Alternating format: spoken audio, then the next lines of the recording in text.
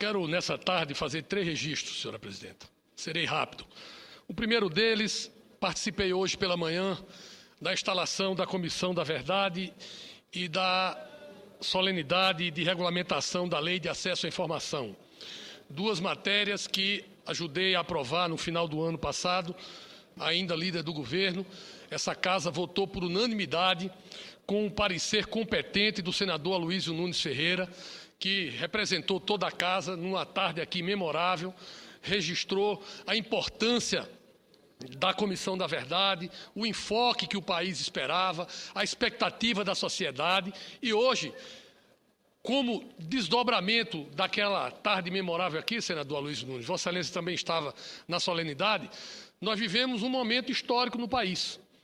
Nós tivemos hoje mais orgulho ainda de ser brasileiro e de acreditar na democracia, porque nós vimos hoje, numa solenidade reunindo os ex-presidentes José Sarney, Fernando Collor, Fernando Henrique Cardoso e Lula, junto com a presidenta Dilma, se instalar uma comissão que é fruto exatamente do amadurecimento da sociedade brasileira, do amadurecimento da classe política e do fortalecimento de 28 anos de democracia. Um período estável, um período democrático, onde o país avançou muito, senador Luiz Henrique.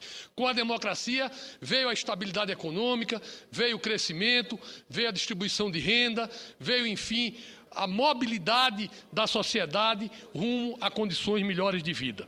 E eu fiquei orgulhoso de ver hoje a instalação da comissão, os membros que foram empossados, sem dúvida nenhuma, todos eles honrando e dignificando a sua indicação, com plenas condições de realizar um grande trabalho, e o discurso da presidenta Dilma, que se emocionou ao final, exatamente lembrando, né, das perdas durante o período da ditadura, do sofrimento das famílias, dessa marca, dessa cicatriz que ficou na alma do povo brasileiro, e que a cicatriz não pode ser removida, mas eu acho que ela pode ser cuidada e ela pode servir de exemplo para o futuro, para exatamente fatos como esse não se repetirem. Então, sem dúvida nenhuma, foi uma manhã memorável que eu quero registrar aqui no plenário, como outros senadores já fizeram.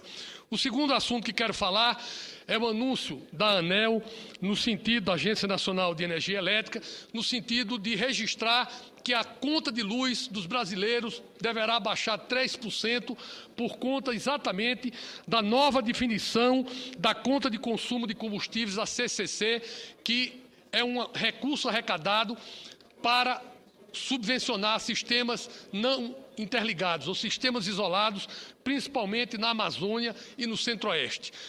A ANEEL fez a sua reunião ontem, definiu uma diminuição nos valores do subsídio e, portanto, a conta da energia elétrica do brasileiro deverá diminuir 3%, pelo menos, por conta dessa nova estimativa da baixa do consumo da CCC. É importante dizer que essa conta ainda irá diminuir mais ainda, porque estão em andamento obras importantes que interligam sistemas isolados de energia no norte. Está em obra a ligação Tucuruí-Manaus, a ligação Manaus-Boa Vista e a ligação com a Macapá também. Portanto, nós teremos a condição de interligar 3 capitais ao sistema brasileiro de energia, fazendo com que tenhamos a condição de um lado, atender melhor e dar suporte ao desenvolvimento desses estados, do estado do Amazonas, do estado de Roraima e do estado do Amapá, e, de outro lado, diminuir a conta de energia do povo brasileiro. Portanto, queria aqui fazer esse registro também. E, por último... Senador, só dá licença que as crianças que estão ouvindo aqui, eu queria saudar os alunos do ensino fundamental do Colégio Maurício Salles de Mello, aqui do Distrito Federal. Como a notícia que o senhor está dando agora, neste momento, sobre energia, as crianças devem dizer em casa também para os pais, dando essa boa notícia que Vossa Excelência está antecipando. Então, as crianças podem registrar em casa que nós temos trabalhado. A conta de energia deverá baixar 3%, mas ontem a presidenta Dilma, na reunião com os prefeitos, já falou que o governo estuda a diminuição de impostos do sistema da conta de energia elétrica, porque o imposto da energia elétrica no Brasil é muito alto. Energia é, de um lado, insumo de produção, não pode ser tão cara, e, de outro lado, é bem-estar para a sociedade, não pode ter um peso de impostos da forma como se tem hoje. Então, o governo estuda a desoneração da conta de energia